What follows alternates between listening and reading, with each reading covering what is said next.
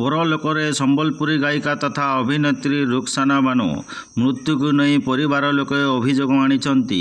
ଭୁବନେଶ୍ୱରସ୍ଥିତ ଏମ୍ସରେ ଚିକିତ୍ସାଧୀନ ଅବସ୍ଥାରେ ବୁଧବାର ରାତିରେ ତାଙ୍କର ମୃତ୍ୟୁ ହୋଇଥିବା ଜଣାପଡ଼ିଛି। ମୃତ୍ୟୁର କାରଣ ସ୍କ୍ରବ୍ ଟାଇଫସ୍ ବୋଲି କୁହାଯାଉଛି। ତେବେ ଏନେଇ ଏମ୍ସ କର୍ତ୍ତୃପକ୍ଷଙ୍କ ପକ୍ଷରୁ କୌଣସି ପ୍ରତିକ୍ରିୟା ମିଳିପାରିନାହିଁ। ମାତ୍ର ସ୍ଲୋ ପଏଜନ୍ ଯୋଗୁଁ ରୁକ୍ସାନାଙ୍କ ମୃତ୍ୟୁ ହୋଇଥିବା ଅଭିଯୋଗ କରିଛନ୍ତି ତାଙ୍କ ପରିବାର ଲୋକେ। ସୂଚନା ଅନୁସାରେ ବଲାଙ୍ଗୀର ବସ୍ଷ୍ଟାଣ୍ଡରେ ସୁଟିଂ ଚାଲିଥିବା ବେଳେ ଅଗଷ୍ଟ 27ରେ ରୁକ୍ସାନା ଅସୁସ୍ଥ ହୋଇପଡ଼ିଥିଲେ। ତାଙ୍କୁ ପ୍ରଥମେ ଭବାନୀପାଟଣା ପରେ ବଲାଙ୍ଗୀର ଭୀମଭୋଇ ମେଡିକାଲ କଲେଜରେ ଭର୍ତ୍ତି କରାଯାଇଥିଲା। ପରେ ଅବସ୍ଥା ଗୁରୁତର ହେବାରୁ ବରଗଡ଼ର ଏକ ଘରୋଇ ହସ୍ପିଟାଲରେ ଭର୍ତ୍ତି କରାଯାଇଥିଲା। ଅବସ୍ଥା ସଙ୍କଟାପନ୍ନ ହେବାରୁ ଭୁବନେଶ୍ୱର ଏମ୍ସ ସ୍ଥାନାନ୍ତର କରାଯାଇଥିଲା। ସମ୍ବଲପୁରୀ ଗାୟିକା ମୃତ୍ୟୁ ଘଟଣାରେ ଏକ ଟ୍ୱିଷ୍ଟ ଦେଖିବାକୁ ମିଳିଛି। ତାଙ୍କ ମୃତ୍ୟୁ ପୂର୍ବରୁ ଏକ ଭିଡ଼ିଓ କରି ସୋସିଆଲ ମିଡ଼ିଆରେ ପୋଷ୍ଟ କରିଛନ୍ତି ରୁକ୍ସାନାଙ୍କ ମାଆ। ଏହି ମାମଲାରେ ପଶ୍ଚିମ ଓଡ଼ିଶାର ଜଣେ ବିଶିଷ୍ଟ କଳାକାରଙ୍କ ବିରୁଦ୍ଧରେ ଗୁରୁତର ଅଭିଯୋଗ ଆଣିଛନ୍ତି। ରୁକ୍ସାନାଙ୍କ ନିର୍ଯାତନା ଦିଆଯାଉଥିବା କହିଛନ୍ତି ତାଙ୍କ ମାଆ। ବରଗଡ଼ରେ ସୁଟିଂ ହୋଇଥିବା ସମ୍ବଲପୁରିଆ ଫୁଲ ଗୀତରେ ରୁକ୍ସାନା ଅଭିନୟ କରିବା ପରେ ବିବାଦ ଦେଖାଦେଇଥିବା ସେ କହିଛନ୍ତି। ଏପରିକି ଏହି ଗୀତରେ ଅଭିନୟ ପରେ ରୁକ୍ସାନାଙ୍କୁ ଅନ୍ୟ ସମସ୍ତ ପ୍ରଡକ୍ସନରୁ ଜାଣିଶୁଣି ବାଦ୍ ଦେଇଥିବା ତାଙ୍କ ମାଆ ଅଭିଯୋଗ କରିଛନ୍ତି। ସୁଟିଂ ସେଟ୍ରେ ରୁକ୍ସାନା ଅସୁସ୍ଥ ହୋଇ ମେଡିକାଲରେ ଭର୍ତ୍ତି ହୋଇଥିଲେ।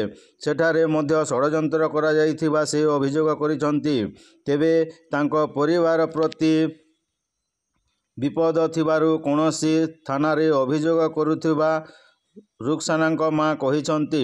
ରୁକ୍ସାନାଙ୍କ ମୃତ୍ୟୁ ପଛରେ ଅସାମାଜିକ ବ୍ୟକ୍ତିଙ୍କ ହାତ ଥାଇପାରେ ବୋଲି ପରିବାର ଲୋକେ ସନ୍ଦେହ କରୁଛନ୍ତି। ସମ୍ବଲପୁରୀ ଅଭିନେତ୍ରୀ ରୁକ୍ସାନା ବାନୋଙ୍କ ମୃତ୍ୟୁ ଘଟଣାରେ ଏକ ଗୁରୁତ୍ୱପୂର୍ଣ୍ଣ ଅଭିଯୋଗ। ମୃତ୍ୟୁ ପୂର୍ବରୁ ଭିଡ଼ିଓ ସୋସିଆଲ ମିଡ଼ିଆରେ ପୋଷ୍ଟ କଲେ ରୁକ୍ସାନାଙ୍କ ମାଆ। ଝିଅର ମୃତ୍ୟୁ ପାଇଁ ସିଙ୍ଗର ରୁକୁସୁନାଙ୍କୁ ଦାୟୀ କଲେ ପରିବାର ଲୋକ। ରୁକୁସୁନା ତାଙ୍କ ଝିଅଙ୍କୁ 2 ମାସ ଧରି ନିର୍ଯାତନା ଦେଇ ଆସୁଥିବା ରୁକ୍ସାନାଙ୍କ ମାଆ ସୋସିଆଲ ମିଡ଼ିଆରେ କହିଛନ୍ତି। ରୁକ୍ସାନାଙ୍କ ସୋସିଆଲ ମିଡ଼ିଆ ଇନଷ୍ଟାଗ୍ରାମ ହ୍ୟାଣ୍ଡେଲରେ ଭିଡ଼ିଓଟି ପୋଷ୍ଟ କରାଯାଇଛି। ରୁକ୍ସାନାଙ୍କ ମାଆ ଅଭିଯୋଗ ଅନୁଯାୟୀ ବରଗଡ଼ରେ ସୁଟ୍ ହୋଇଥିବା ସମ୍ବଲପୁରିଆ ଫୁଲ ଗୀତରେ ରୁକ୍ସାନା ଅଭିନୟ କରିବା ପରେ ବିବାଦ ଆରମ୍ଭ ହୋଇଥିଲା। ଏପରିକି ଏହି ଗୀତରେ ଅଭିନୟ ପରେ ରୁକ୍ସାନାଙ୍କ ଅନ୍ୟ ସମସ୍ତ ପ୍ରଡକ୍ସନରୁ ଜାଣିଶୁଣି ବାଦ୍ ଦିଆଯାଇଥିଲା।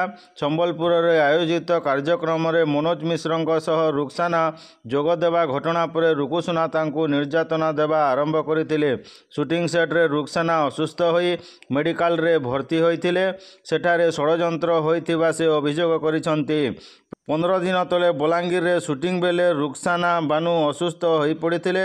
ଗତ ଅଗଷ୍ଟ 27ରେ ତାଙ୍କ ପ୍ରଥମେ ଭବାନୀପାଟଣା, ବଲାଙ୍ଗୀର ଭୀମଭୋଇ ମେଡିକାଲ କଲେଜ ଓ ପରେ ବରଗଡ଼ ଏକ ଘରୋଇ ମେଡିକାଲରେ ଚିକିତ୍ସା କରାଯାଉଥିଲା। ଅବସ୍ଥା ସଙ୍କଟାପନ୍ନ ହେବାରୁ ତାଙ୍କୁ ଭୁବନେଶ୍ୱର ଏମ୍ସରେ ଭର୍ତ୍ତି କରାଯାଇଥିଲା। ଗତକାଲି ରାତିରେ ଚିକିତ୍ସାଧୀନ ଅବସ୍ଥାରେ ରୁକ୍ସାନାଙ୍କର ମୃତ୍ୟୁ ହୋଇଛି। ମୃତ୍ୟୁର କାରଣ ସ୍କ୍ରବ୍ ଟାଇଫସ୍ ବୋଲି କୁହାଯାଉଛି। ଏହି ଘଟଣା ପରେ ପ୍ରତିକ୍ରିୟା ରଖିଛନ୍ତି ରୁକୁସୁନା। କହିଛନ୍ତି, ମୋତେ ବଦନାମ କରିବା ପାଇଁ ଷଡ଼ଯନ୍ତ୍ର କରାଯାଇଛି। ଗାୟିକା ରୁକ୍ସାନା ବାନୋଙ୍କ ସହ ସେମିତି କୌଣସି ପ୍ରକାରର ବିବାଦ ମୋର ନାହିଁ। ତେବେ ଗାୟିକା ରୁକ୍ସାନା ବାନୋଙ୍କ ମୃତ୍ୟୁ ପଛର ସତ କ'ଣ ତାହା ତଦନ୍ତ ପରେ ସାମ୍ନାକୁ ଆସିବ। ହେଲେ ଅଭିଯୋଗ ପରେ ଏବେ ପୁଣି ବିବାଦରେ ଛନ୍ଦି ହୋଇଛନ୍ତି ଗୀତିକାର ରୁକୁସୁନା। ଗତ କିଛି ଦିନ ତଳେ କଣ୍ଠଶିଳ୍ପୀ ହ୍ୟୁମାନ ସାଗର ଓ ରୁକୁସୁନା ଶ୍ରୀ ଜଗନ୍ନାଥଙ୍କ ଭଜନକୁ କଦର୍ଥ କରି ଗାଇବାର ଏକ ଭିଡ଼ିଓ ସୋସିଆଲ ମିଡ଼ିଆରେ ଭାଇରାଲ ହେଲା ପରେ ଥାନାରେ ପହଞ୍ଚିଥିଲା ମାମଲା। ଆଉ ଏବେ ସମ୍ବଲପୁରୀ ଗାୟିକା ରୁକ୍ସାନା ବାନୋଙ୍କ ମୃତ୍ୟୁକୁ ନେଇ ପୁଣି ଅଡ଼ୁଆରେ ପଡ଼ିଛନ୍ତି ରୁକୁସୁନା।